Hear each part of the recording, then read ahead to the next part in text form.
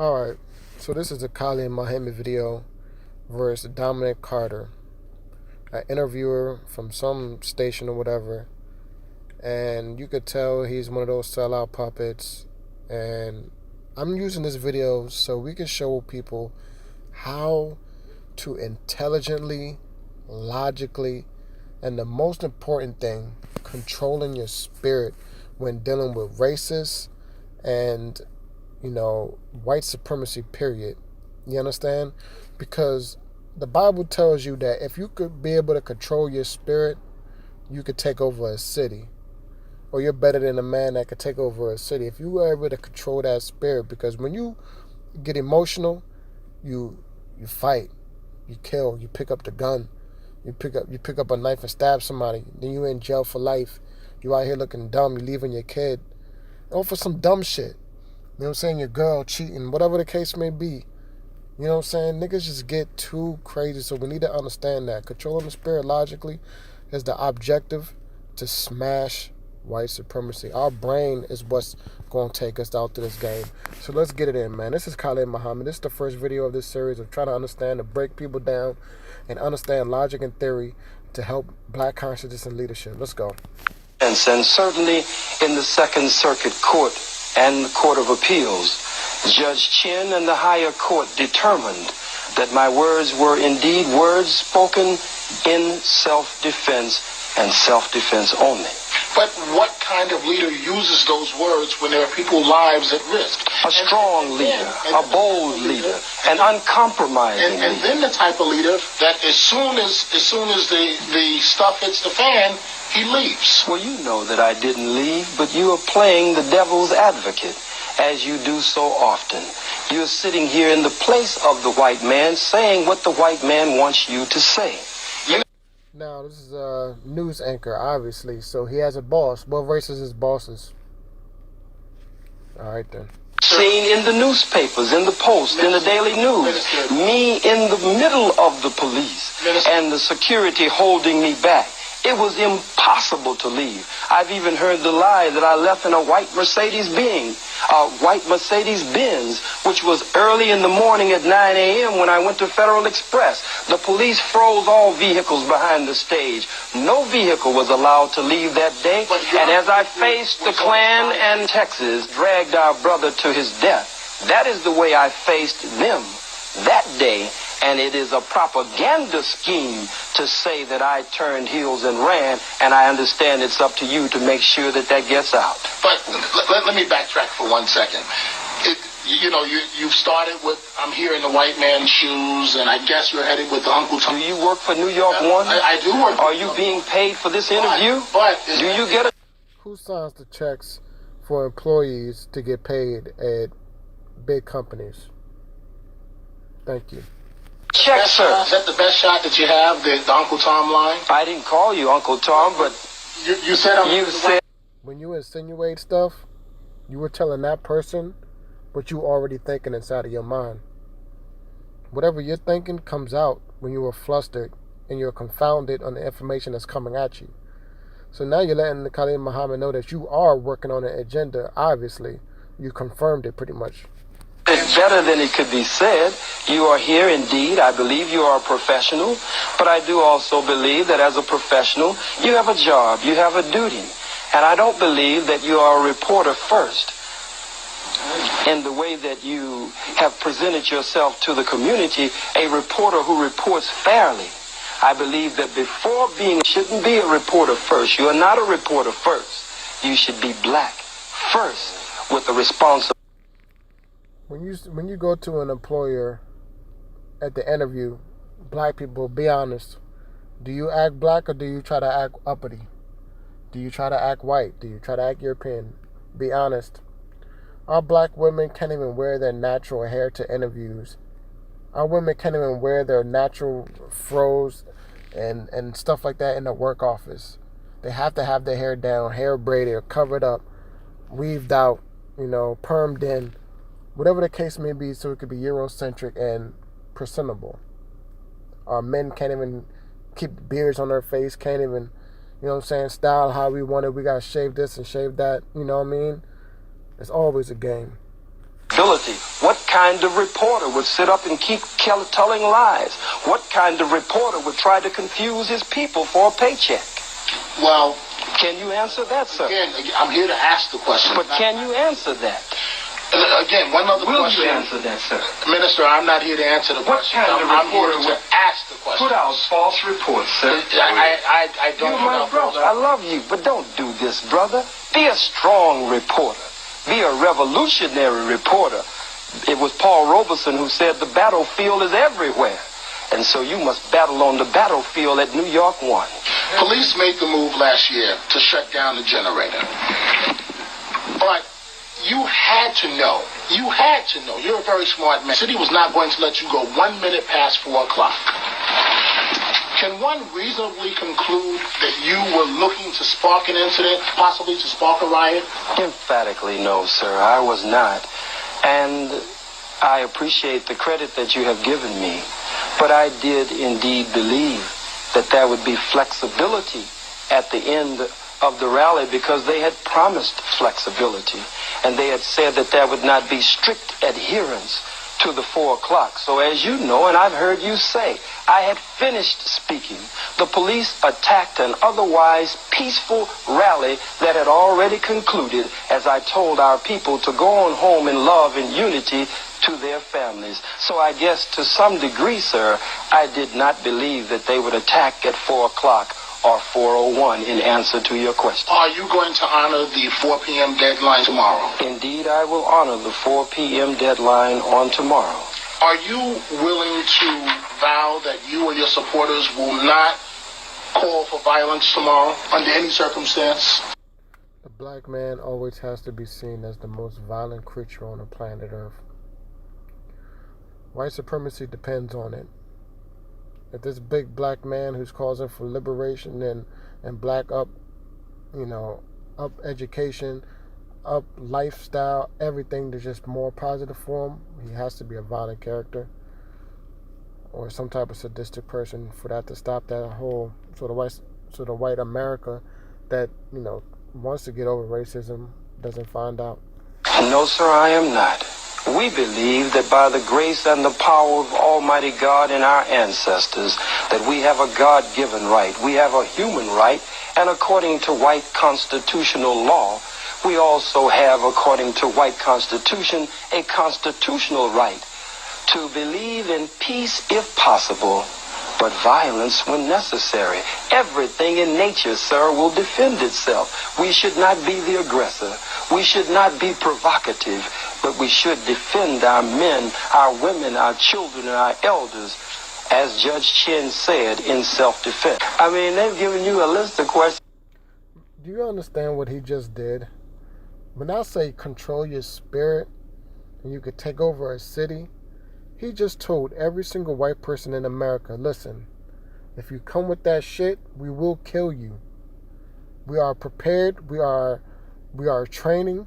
We are ready for anything because I can look at you right now with a smile on my face and the easiest calm voice in the world and tell you, I'm here to love, but I will put you down if I have to.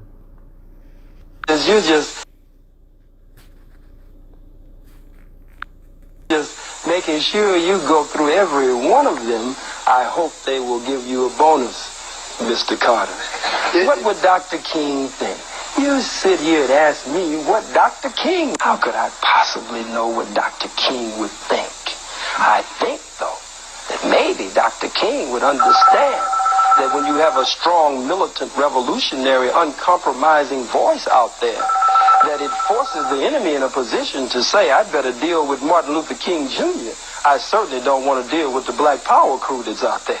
How do you go? And it's amazing. Is this something that you do with blacks that disagree with you? You have to be a Tom or a boot-licking, buck-dancing person. Where does this come from?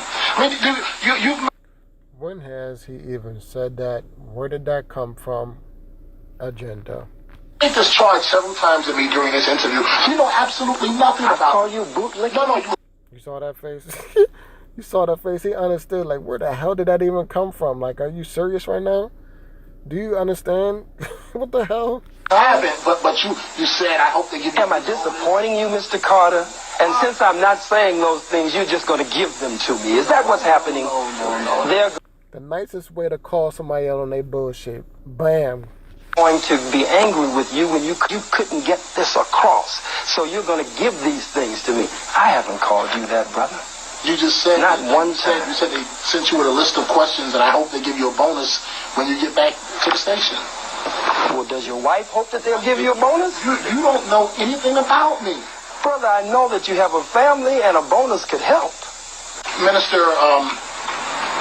we've talked about many topics. Let's now discuss your 7-point plan. And is it realistic? I mean, one of the things that you're talking about is paying African Americans for slavery. Yes, sir. Now, President of the United States, how many presidents did it take to apologize for slavery? You have to know that that's not realistic. Reparations, that it won't happen. Well, sir.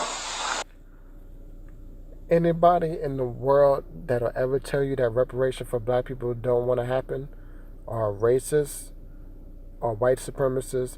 Even if they're black, they have a white supremacist mind. Black people are the only people on the planet Earth that everybody says that any type of assistance is a handout and we don't deserve it. We should forget about it. Jewish people, last year alone, Obama in 2017 or whatever the case may be, gave them billions of dollars of reparations. Every single person in the world has been, caught up in the system. The Japanese got reparations. The Irish got reparations. I mean, understand that when they come to the black folk, we are way different than what they treat everybody else. The Japanese were paid reparations. The people who are called Jews were paid reparations. Some of our brothers and sisters of the indigenous people who are called by the white man Indians, some of our brothers and sisters were paid reparations. And we can never say that it is unrealistic. It is a goal. It is a platform. It is a just demand against our oppressors and those who indeed owe us to repair the damage. So, because you feel that it is unrealistic is not reason enough that the youth would take it from the 7-point program of action. Please allow me to do that. I thank you. Number 1, the program of action for the Million Youth March 1999 is to end police murder and brutality and the harassment of our people. Point number 2. What year did he just say? 2. Self-defense for the Million Youth March 1999 is to end police murder and brutality. 1999, what year is it? About to be, this is December 1st, 2018. How long has it gone before that? Well, they say 16, 19. And the harassment of our people. Point number 2, self-defense of the black community. To build the people's militia as a self-defense unit as the Constitution of white America allows for. Number 3, control of the politics and economics in our communities.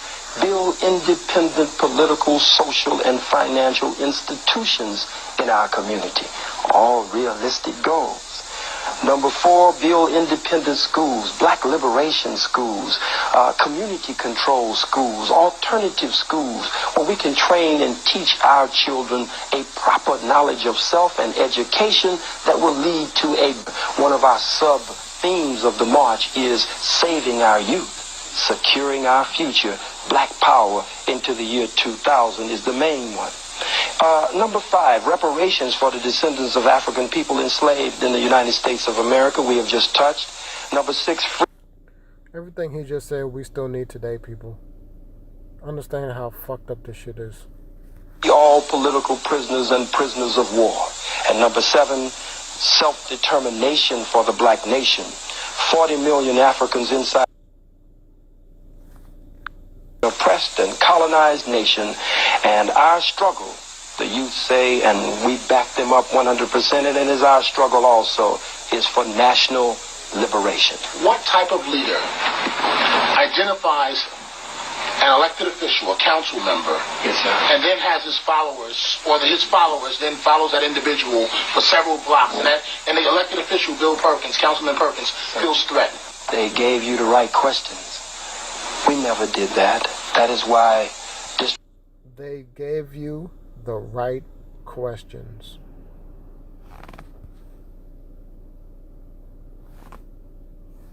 For several blocks, and the elected official, Bill Perkins, Councilman Perkins, feels threatened. they gave you the right questions. We never did that. That is why District Attorney Morgenthau could not indict me. That is why no warrant was issued. That is why in all of the clips that were played, initially, Councilman Perkins called for my arrest. But you see me in none of the clips. I didn't tell anyone, go get him, go do this. And all of those who are around him, all of them, just a second, all of them who are around him are his own supporters, and they're the ones jostling him and moving him. Not one of the brothers or sisters, the youth that I watched from across the street, ever touched him. Not one of them ever threatened him, but in the tradition of Harlem, as we always have done in Harlem, they did ask him why this and why that and how come you this and how come you that. I think it was a good exchange. There is no Muslim to fear any violence or physical harm from us, but we are going to send the councilman home come election time so he can watch the activities of Harlem from the television set comfortably at home. What do you say to those that say you are nothing more than a con man? I would say that I am gaining, by the grace of God, the confidence of my people, that they see me as not one who will turn heels on them and run or grab the money as the lie goes out when we played video film after video clip in court. And there is no evidence to support that. I think that I have gained to a great degree their confidence. And we were in what is called the Latino community, and they shouted in the streets, chanting. Understand that the Latino community has been brainwashed heavily by the Spaniards. To a lot of them are racist and think that they're white. But they are our brothers, and we need to unite. We need to understand that they were the first people that helped us when we was coming out of slavery. While we was in slavery, still fighting, warring, trying to get about, trying to get free. They helped us. Remember that. We went stop to greet them. I have gained the confidence of our people, and God is increasing that confidence on a daily and consistent basis. But if by that you mean something negative, I have never been that. And it's not in me to be that, sir. Minister Khalid Muhammad, thank you very much for joining us on New York One. Thank you. I hope you get that bonus. Will you please give us an answer to specifically how do you raise your money? That's something they told you to press me on over and over again. I have simply said to you, it is very clear. I have given an emphatically clear answer. As a minister in the Black Revolution and the Black Liberation struggle, and a spiritual and cultural teacher among my people, I specifically, this is not a roundabout answer, sir. Well, is it donations? If someone gives you a suit, sir, that's a gift. It's a donation. If they give you clothes, even the house I live in was paid for by someone else. As God is my... That's what you call black unity, black love. When a man is out here risking his life teaching the people, you need to push up and help out. It isn't about staying in the house trying to figure out what the hell we need to do as a black people. We need to get together. Witness. Was it paid for by the Nation of Islam? No, sir, it was not. But the Nation of Islam has indeed been my foundation. And what I've learned from the most honorable Elijah Muhammad's teachings and the Honorable Minister Louis Farrakhan is what gives me my base today and gives me my grace today by God's permission. Minister Muhammad, how does all the anti-Semitic talk lift up black people? I don't understand, sir, what you mean by anti-Semitic talk. Exactly I don't what know I mean. what you mean. When I say anti-Semitic talk, and I don't want to repeat the comments that you've made in some of...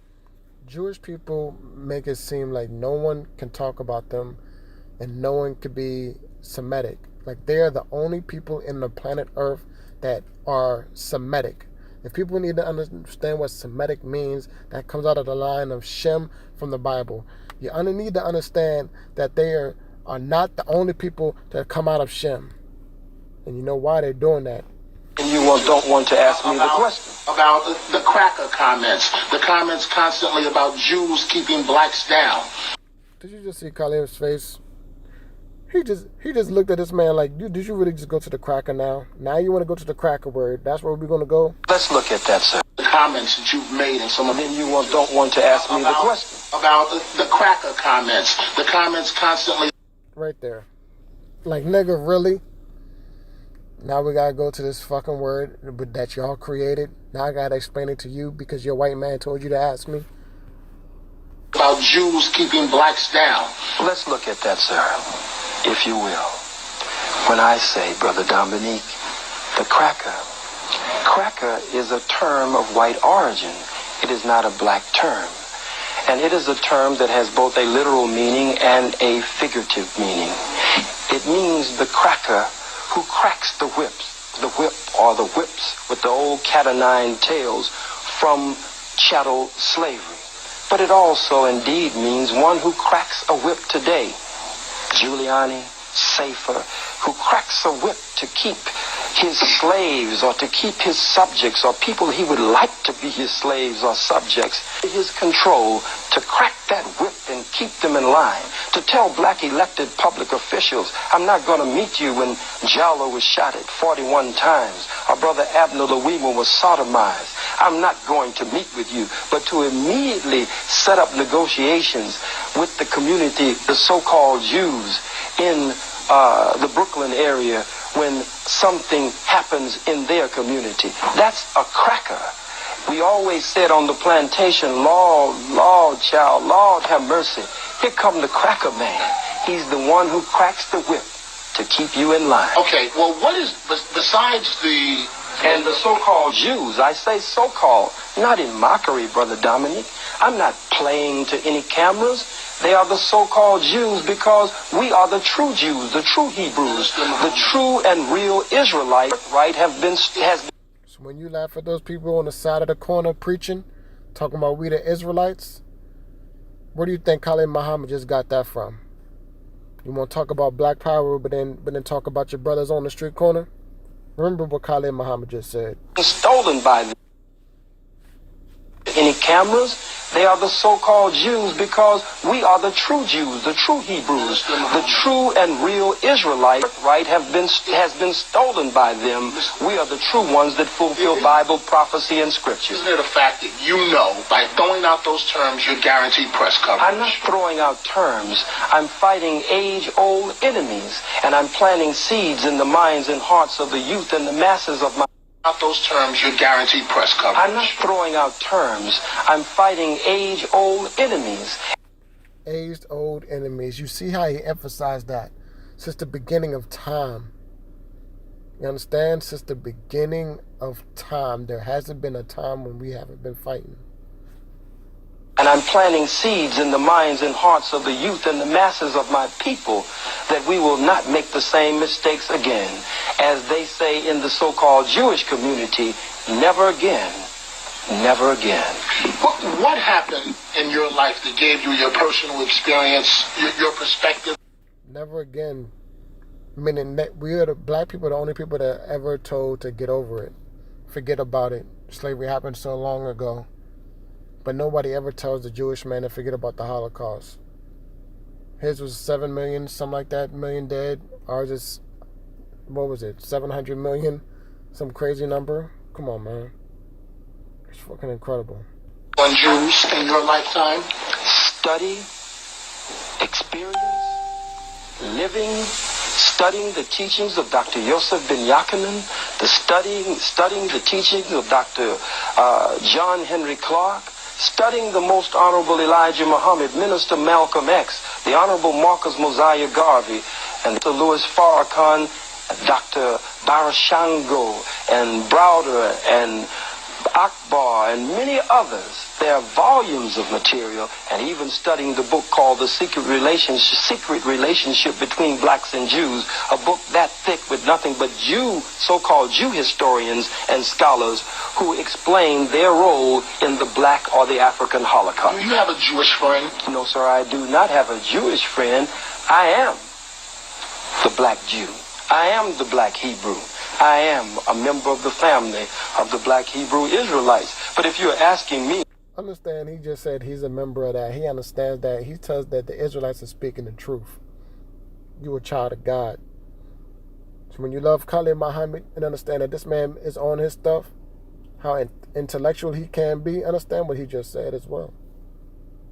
Do I have a white so-called Jew friend who is not in that line of Semites, so I can't be anti-Semitic? Did you know that there are Semites in Africa? Did you know that there are Semites in Asia? That there are some Semites in that line of Semites, so I can't be anti-Semitic? Did you know that there are Semites in Africa? Did you know that there are Semites in Asia? This is what it means by brainwash and beat your nationality out of you through slavery. Kunta, what's your name, boy? Kunta, now what's your name, boy? I'm Toby. Now you understand, your last name is the government name, the slave name. You don't even know where you're from. They call us African. What part of Africa, man?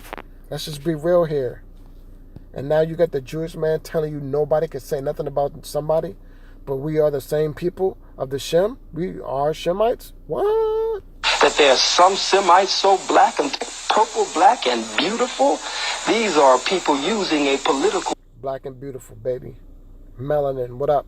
...term, anti-Semitism, when it's really anti-Kemitism and anti-black program. Let me ask you this, and maybe you'll answer it and not attack me, but let me try. I haven't attacked you, brother. The Uncle Tom. I didn't call you an Uncle Tom. You haven't used it yet, but well, why accuse... See how he's back at trying to get him to be the antagonizer, the attacker, the violent person, so he could play the victim now as well. Remember, victimization is unreal in this fucking society. Come on. Or something I haven't done. You're just like they are in that instance, but you're not like that in other ways. Well, here's the question. Besides the fact that you're an African American, what is the difference between you and David Duke? The difference? Oh, that's a good question. David Duke is a grandmaster for the KKK. They always say that to any type of black liberation group who preaches about, you know, upliftment for our community by any means necessary, even if it's by self-defense violence. We have never been in any type of history, any time in history, where you've seen black people kill white people in mass numbers. Never in history can you ever see it, but yet we are always painted as the most violent people on the face of the earth. Now, how many times has white people genocided anybody at any place on the planet Earth, any country at any time throughout this planet existence? Enough said. No one has enslaved David Duke's people for over 400 years. David Duke's people, the white people in slavery, under us, chattel slavery. David Duke's people, the white people, have not been robbed of their names, their language, their religion, their culture, their God, their folkways, their mores, their norms, and indeed robbed of the very power of their own being. So David Duke's people are in power. My people have experienced an African Holocaust, genocide, and we're being set upon and seized upon on a daily and consistent basis. One of the 7 points is reparations, 7 points of action to go after reparations for... When the interviewer plays victim or any type of white supremacy plays victim, they're trying to take the victim card away from the real victim. We have been subjugated to slavery, Jim Crow, mass incarceration, oppression, KKK, all this crazy stuff we had to go through. And then the people that do the harm to us are telling us we can't be filled a victim because their white guilt can't be a part of the equation. people, fighting police brutality and harassment and the murder of our people. David Duke's people don't experience that. There is no to go after reparations for black people, fighting police brutality and harassment and the murder of our people. David Duke's people don't experience that. There is no comparison. But critics will say he spreads hate. There's no comparison.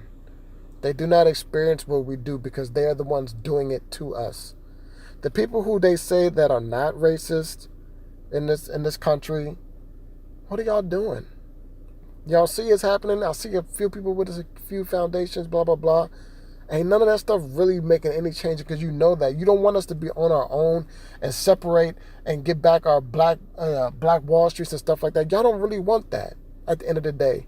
Y'all love us. Y'all love us to be around. You know, we're nice people, everything. You know, we make everything better. We are the salt of the earth. That's obvious. You know what I'm saying? Y'all don't want to let us go. Without us, y'all are nothing pretty much. That's what it seems like. Because if you see what's going on but you're not helping, what are y'all doing? And so do you. Sir, I can't be responsible for what the critics say. I'm responsible for the actual facts. Let me talk about Mayor Giuliani for 1 second. You described him as a cracker. You did it last year. You do it this year. But frankly, and you say you're a leader in the black community. I didn't say that, sir. You said I'm a leader in the black community. Hasn't Rudy? Why are you giving? They always want to have a leader. What do they do to black leaders, people? One guess.